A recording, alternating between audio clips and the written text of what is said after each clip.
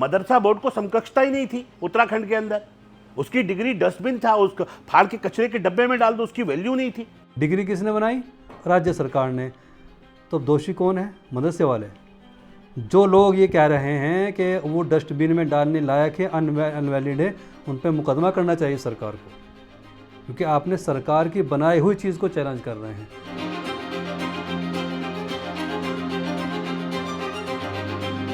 इसमें मुख्य रूप से सरकार के जहन में मुस्लिम कम्युनिटी और उसे कंट्रोल करने का इंटेंशन है। आप रिस्ट्रिक्ट करेंगे एक टाइम, दूसरा कंटेंट, और तीसरा फिर आपके उनके करिकुलम को भी आप तय करेंगे, और आखिर आप कोशिश करेंगे कि इन संस्थानों के भीतर उनका जो अपना करिकुलम था पहले, उसको पूरी तरह से एलिमिनेट कर दें। कब तक अनपढ़ रखकर हमारी कौम को आप पीछे रखेंगे? कोई मदरसा ऐसा नहीं है जो इस वक्त एनसीईआरटी न बढ़ा रहा।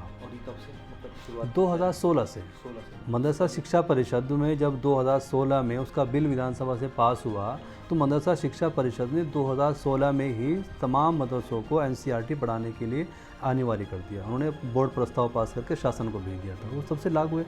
हमारे पास किताबें रखी हैं एनसीईआरटी की, हमें सरकार देती है।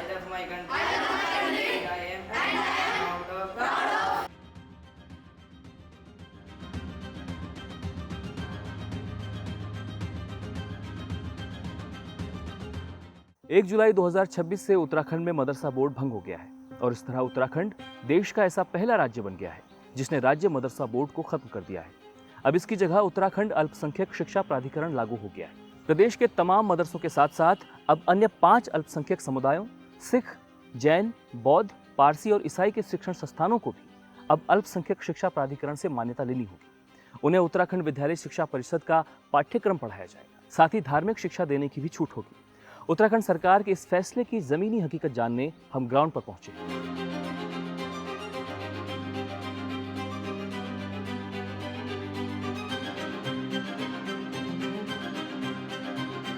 सरकार का कहना है कि प्रदेश में संचालित मदरसों में सिर्फ दीनी तालीम यानी धार्मिक शिक्षा दी जाती है और सिर्फ यही सब पढ़कर मदरसे के बच्चे अन्य शिक्षण संस्थानों में रह रहे बच्चों की तरह बेहतर रोजगार नहीं हासिल कर सकते।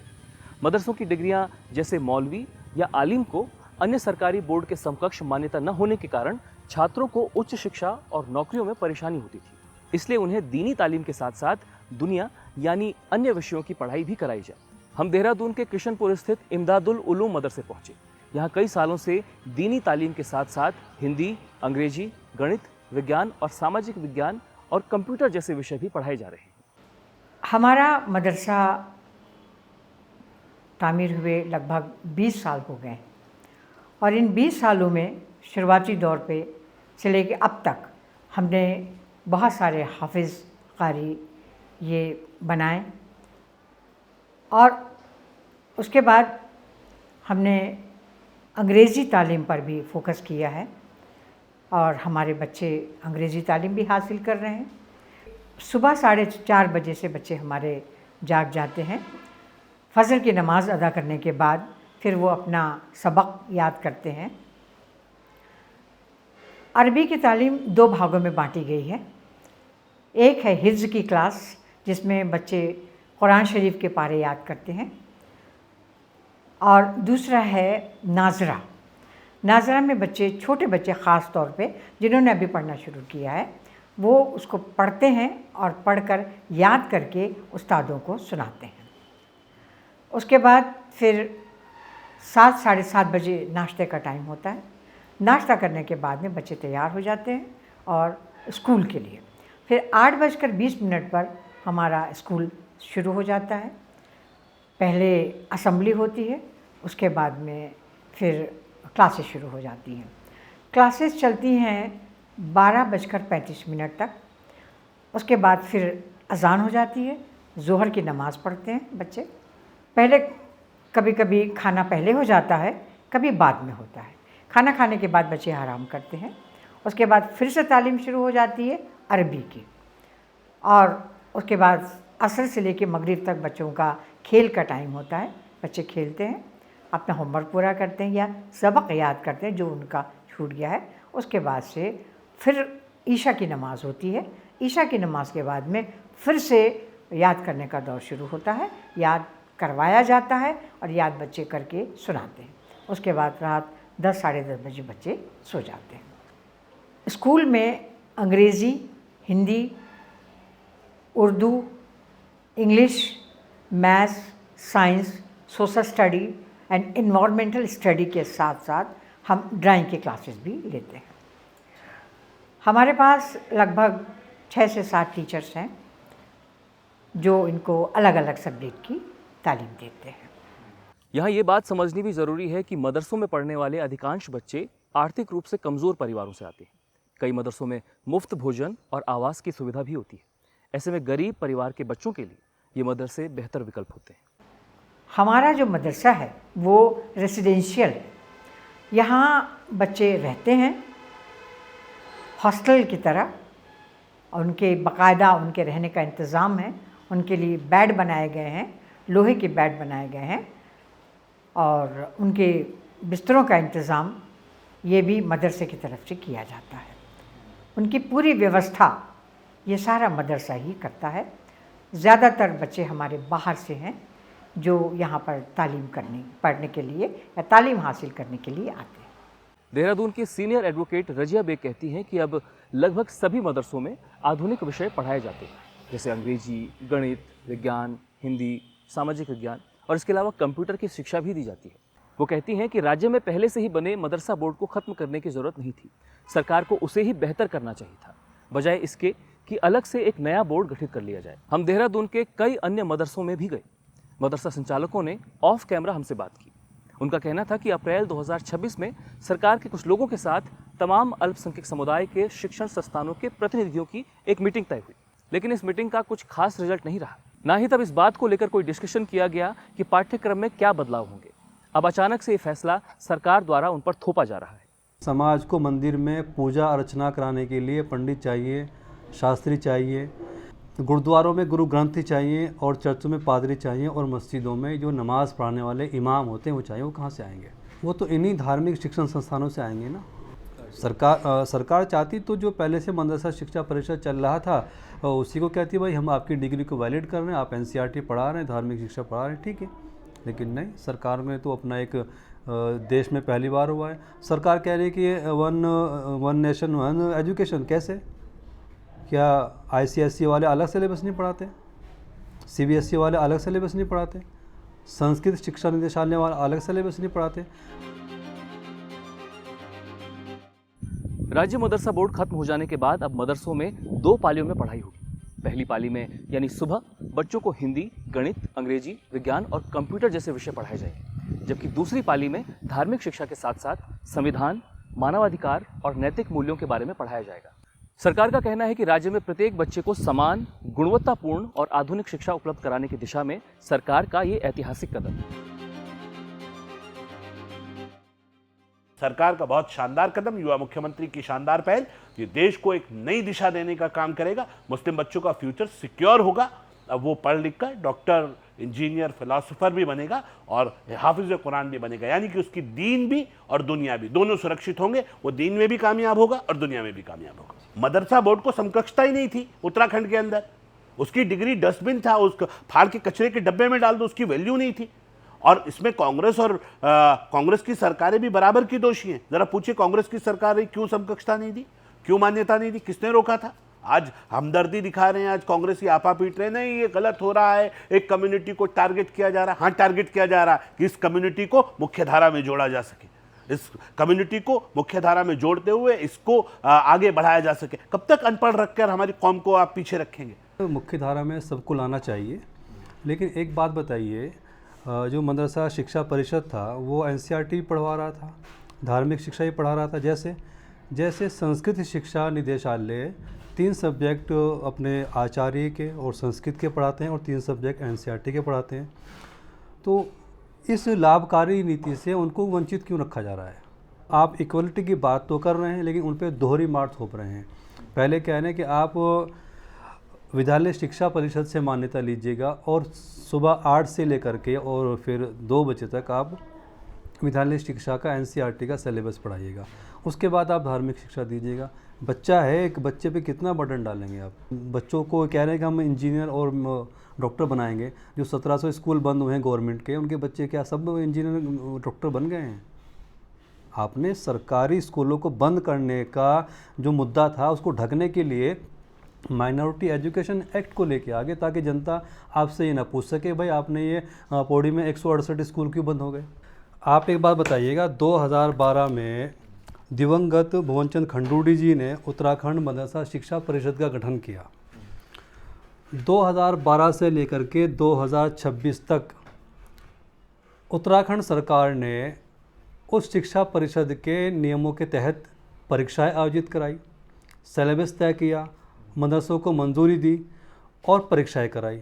और परीक्षाएं आयोजित कराने के बाद आप इसको ध्यान से बहुत उससे सुनिएगा, एक्ट किसने बनाया, बोर्ड किसने बनाया? भाजपा के मुख्यमंत्री भुवनचंद खंडूड़ी जी ने उत्तराखंड मदरसा शिक्षा परिषद, जिसको शॉर्ट में मदरसा बोर्ड कहते हैं, उसका गठन किया 2012 में। राज्य सरकार कोई भी रही हो, बीच में 5 साल के लिए कांग्रेस रही है और 17 से लेकर 26 तक भाजपा की सरकार है। इन पूरे के पूरे 12-13 सालों में राज्य सरकारों ने उस मदरसा बोर्ड की नियमावली के तहत मदरसों को मंजूरी दी, उसका सिलेबस तय किया, वो सिलेबस वहाँ पढ़ाया गया और राज्य सरकार ने अपना पैसा खर्च करके परीक्षाएं आयोजित कराई। पेपर किसने तैयार किया? राज्य सरकार ने। परीक्षाएं किसने आयोजित कराई? राज्य सरकार ने। परीक्षा परिणाम किसने जारी किया? राज्य सरकार ने। डिग्री किसने बनाई? राज्य सरकार ने। तो दोषी कौन है? मदरसे वाले। जो लोग ये कह रहे हैं कि वो डस्टबिन में डालने लायक है, अनवैलिड है, उन पर मुकदमा करना चाहिए सरकार को, क्योंकि आपने सरकार की बनाई हुई चीज़ को चैलेंज कर रहे हैं। सरकार के इस फैसले का विरोध करने वालों का तर्क है कि ये फैसला संविधान के आर्टिकल 30 का उल्लंघन करता है, जो देश के धार्मिक या भाषाई अल्पसंख्यकों को अपनी पसंद के शिक्षण संस्थान स्थापित करने और उनके संचालन का मौलिक अधिकार देता है। इसके तहत राज्य सरकारें आर्थिक सहायता देते समय इन संस्थानों के साथ कोई भेदभाव नहीं कर सकती। ये जो आपका अथॉरिटी है, एक आप जो due time of the school है, नई शिक्षा नीति के अनुसार एक एनसीईआरटी के जो करिकुलम है उसके हिसाब से और नई शिक्षा नीति के प्रावधानों को आप अपने संस्थान में लागू करेंगे, यहाँ तक ठीक है। उसके बाद कहा आप अपना जो रिलीजियस वो है, जो शिक्षा है, आप उससे देंगे उस तरीके से जैसा प्राधिकरण तय करेगा। अब ये सबसे इंटेंट है, उस इंटेंट में 6 माइनॉरिटी कम्युनिटी हैं, मुसलमान है, बौद्ध है, जैन है, सिख है, ईसाई है और पर्शियन है, 6 कम्युनिटी हैं। एक दिक्कत क्या आती है कि 6 के 6 जो माइनॉरिटी कम्युनिटी हैं उनके अपने अपने एथिक्स हैं, अपने अपनी आइडेंटिटी है, अपना अपना रिलीजियस, लिंग्विस्टिक और कल्चरल एक बैकग्राउंड। आप एक अथॉरिटी के तहत उसको कवर कर रहे हैं। और दूसरा, स्ट्रिक्टली आपने कह दिया, भले ही हम जानते हैं कि इसमें मुख्य रूप से सरकार के जहन में मुस्लिम कम्युनिटी और उसे कंट्रोल करने का इंटेंशन है। वो क्या लिख रहे हैं कि अथॉरिटी तय करेगी, मतलब आप अपना जो धार्मिक शिक्षा देंगे वो किस तौर पे देंगे ये अथॉरिटी तय करेगी। क्या तय करेगी? फिर आप रिस्ट्रिक्ट करेंगे, एक टाइम, दूसरा कंटेंट और तीसरा फिर आप उनके करिकुलम को भी आप तय करेंगे और आखिर आप कोशिश करेंगे कि इन संस्थानों के भीतर उनका जो अपना करिकुलम था पहले उसको पूरी तरह से एलिमिनेट कर दें। आप कॉन्स्टिट्यूशन के फ्रेमवर्क के भीतर आप ये रेस्ट्रिक्ट करेंगे, वो सारे के सारे जो आपके प्रेयर्स हैं, जो आपके वो है प्रोविज़न है, वो लागू नहीं होंगे। वो केवल मुसलमानों के लिए, केवल सिखों के लिए, केवल ईसाइयों के लिए, इसका कोई औचित्य नहीं है। तो जो इंटेंट ऑफ द अथॉरिटी है, इस इंटेंट में आर्टिकल 30 को राइट देता है स्टेट को कि वो अपने प्रोविज़न लागू कर सकता है, करिकुलम कर सकता है, कोई दिक्कत नहीं, जो नेशनल करिकुलम है उसे लागू कर सकता है। लेकिन वो ये कहता है कि इनका कल्चरल और जो आपका रिलीजियस वो है फ्रेमवर्क है, उससे वही तरह का होगा जो अथॉरिटी तय करेगी। और यही तय होता है कि सरकार का केवल और केवल फोकस एक कम्युनिटी जो पूरे हिंदुस्तान में और उत्तराखंड में भी कमोबेश दूसरे माइनॉरिटी से संख्या में ज़्यादा है, उसे हतोत्साहित करने, उसे गेटाइज करने और उसे मतलब हादसे पे धकेलने और उसके जो fundamental rights given by the article 30 और जो धार्मिक स्वतंत्रता का अधिकार है उसे भी जिसे कहते हैं कि मतलब अपहरण करने का या उसे सीमित करने का इंटेंशन। आप ये देखिए कि उन मदरसों में पढ़ने कौन जा रहे हैं। मदरसों में जो सबसे गरीब जो मुस्लिम तबका होता है उसी के लोग पढ़ने के लिए जाते हैं। जो थोड़ा बहुत भी पैसा कमाता है वो प्रयास ये करता है कि उसका बच्चा जो है सरकारी स्कूलों की तरफ चला जाए। अगर आप अपने जनता को सचमुच डेवलप करना चाह रहे हो, सब कुछ सचमुच मजबूत करना चाह रहे हो, तो आपने अपनी सार्वजनिक शिक्षा प्रणाली को मजबूत क्यों नहीं किया हुआ है, जहाँ पर वो नेचुरली अट्रैक्ट होता है, जहाँ पर वो नेचुरली जाता है। आपने अपने यहाँ पे जो प्राइवेट एजुकेशन ऑलरेडी आपकी जो है वो इतनी महंगी क्यों है? ये दो बहुत अहम सवाल हैं। सिर्फ जो हकूक़ थे, जो ओनरशिप थी मुस्लिम कम्युनिटी की, उनके एजुकेशन इंस्टीट्यूशंस के अंदर अपना करिकुलम बनाने के ऊपर, अपनी मैनेजमेंट की अथॉरिटी रखने के ऊपर, आपने सिर्फ उसको ख़त्म किया। आप कह रहे हो कि आप जहालत ख़त्म कर दोगे, आप इन एजुकेशन ख़त्म कर दोगे, तो वो आपसे नहीं हो पा रहा है क्योंकि आपने कुछ किया ही नहीं है। आपने सिर्फ एक ऑन पेपर आपने चीज़ बनाई है, उसके बाद आपने उसको लागू कैसे होगा आपके पास कोई फ्रेमवर्क नहीं है। हमारी जो संस्कृत एजुकेशन है, डायरेक्टरेट जो संस्कृत एजुकेशन की है, उसके अंदर 70% पद आपके खाली हैं। तो हम कहाँ अपेक्षा करेंगे कि जो एक नई माइनॉरिटी एजुकेशन की जो आपने अथॉरिटी बना दी है वो अपना काम ढंग से करेगी।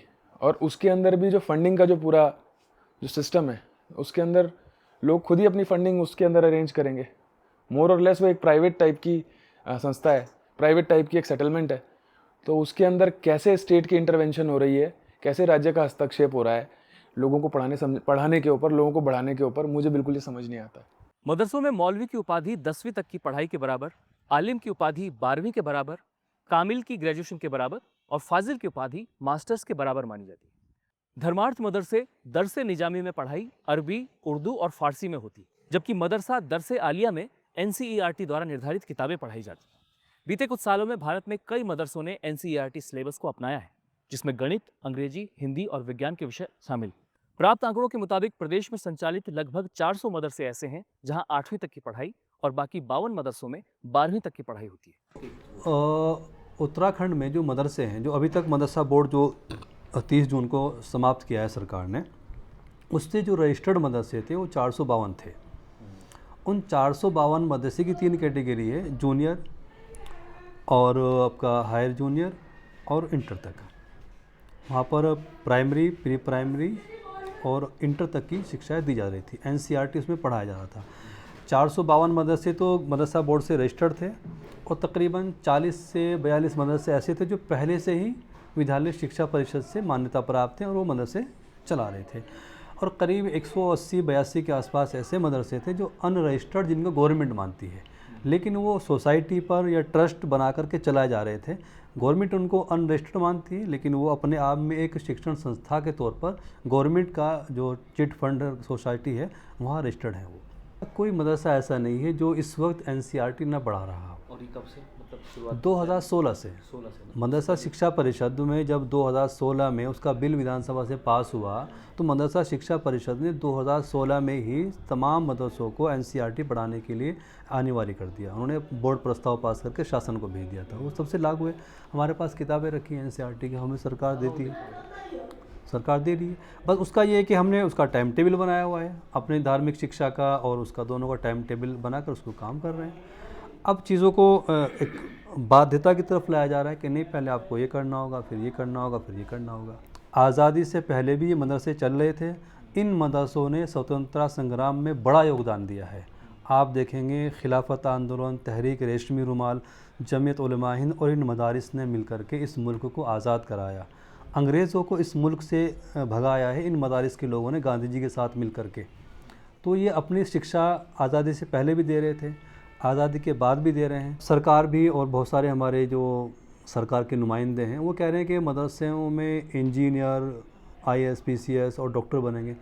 मेरे भाई, मदरसों में तो 1.5% से लेकर 1.8% बच्चे पढ़ रहे हैं, बाकी 98% बच्चे तो स्कूलों में पढ़ रहे हैं। आप उन पर मेहनत कर लो, उनको इंजीनियर, डॉक्टर बना लीजिएगा, किसको एतराज़ है, ये ही बन जाएंगे। मदरसा और गुरुकुल, इनका पैटर्न ये है कि ये समाज में जो धार्मिक आवश्यकताएं हैं उसके कार्य करने वाले कुशल अभ्यर्थी पैदा कर रही है। जिसको अपने बच्चे को इंजीनियर बनाना है वो स्कूल भेजता है, जिसको डॉक्टर बनाना है वो मेडिकल कॉलेज भेजता है। जिसको ISPCS बनाना है वो ISPCS कोचिंग में भेजता है, जिसको धर्म गुरु बनाना है वो गुरुकुल भेजता है, और जिसको मौलवी बनाना है वो मदरसे भेजता है। वर्तमान में प्रदेश भर में 452 मदरसे रजिस्टर्ड हैं। नई व्यवस्था लागू होने के बाद रजिस्ट्रेशन और मान्यता की प्रक्रिया जिला स्तर पर शुरू हो चुकी है। नई व्यवस्था के मुताबिक अब प्रदेश में कोई नया मदरसा तभी संचालित हो सकेगा जब वो उत्तराखंड अल्पसंख्यक शिक्षा प्राधिकरण अधिनियम की धारा 14 के तहत तय की गई इन 11 शर्तों का पालन करेगा। पहला, धार्मिक गतिविधियों में भागीदारी अनिवार्य नहीं होगी। दूसरा, मान्यता प्राप्त डिग्रीधारी शिक्षक ही नियुक्त होंगे। तीसरा, संस्थान अल्पसंख्यक समुदाय द्वारा संचालित किया जा रहा हो। चौथा, उत्तराखंड विद्यालय शिक्षा परिषद से संबद्धता जरूरी है। पांचवां, सोसाइटी रजिस्ट्रार में पंजीकरण। छठा, जमीन सोसाइटी के नाम पर हो, किसी व्यक्ति के नाम पर नहीं। सातवां, सारे वित्तीय लेन देन संस्थान के खाते से हों। आठवां, सोसाइटी के सभी सदस्य अल्पसंख्यक समुदाय से। नौवां, परिषद और प्राधिकरण के सभी नियम लागू होंगे। 10वां, सांप्रदायिक और सामाजिक सद्भाव बनाए रखना अनिवार्य होगा। और 11वां, 3 साल की ऑडिट रिपोर्ट, खेल मैदान और प्रशिक्षित शिक्षक का होना जरूरी होगा। मदरसा बोर्ड पर अब ताला लग चुका है। ऐसे में यहाँ काम करते आ रहे कर्मचारियों और अधिकारियों की नौकरियों का क्या होगा, ये सवाल भी बना हुआ है। हालांकि शादाब शम्स इस पर कहते हैं, देखिए, जो राज्य मदरसा बोर्ड समाप्त किया गया है उसमें जितने भी कर्मचारी थे, अधिकारी थे, मोटे तौर पे जो अभी तक मेरे पास जानकारी है उसमें इसको टेक ओवर किया गया है। मदरसा बोर्ड को पूरी तरह से टेक ओवर किया गया है। वही बिल्डिंग है, वही शिक्षा संस्थान है, उसका नाम बदल दिया गया है और उन कर्मचारियों को एज इट इज़ उस लाइन के ऊपर अब एडजस्ट कर दिया गया है। अब वो मदरसा बोर्ड की जगह वहाँ से मदरसा बोर्ड के बोर्ड्स हट गए हैं और वहाँ अल्पसंख्यक शिक्षा प्राधिकरण लिखा गया है। प्रदेश में मदरसा बोर्ड के खत्म हो जाने के बाद सरकार इसे मुस्लिम समुदाय के लिए अच्छा और उन्हें मुख्य धारा के साथ जोड़ने वाला कदम बता रही है। वहीं मुस्लिम समुदाय के अधिकांश लोग इस फैसले से नाराज दिख रहे हैं। उनकी चिंता है कि नए सरकारी प्राधिकरण के आने से उनकी स्वायत्तता खत्म हो जाएगी, साथ ही आंतरिक प्रबंधन पर भी असर पड़ेगा। इसके अलावा मुख्य तौर पर उन्हें डर है कि मेन स्ट्रीम एजुकेशन पूरी तरह से लागू होगी तो उनकी दीनी तालीम यानी धार्मिक शिक्षा का महत्व भी धीरे धीरे खत्म हो जाएगा और हो सकता है कि सरकार इसे धीरे धीरे पूरी तरह से खत्म कर दे। मदरसा संचालकों का कहना है कि ये फैसला उन पर थोपा गया है। इतना बड़ा फैसला लेने से पहले उन्हें भरोसे में नहीं लिया गया।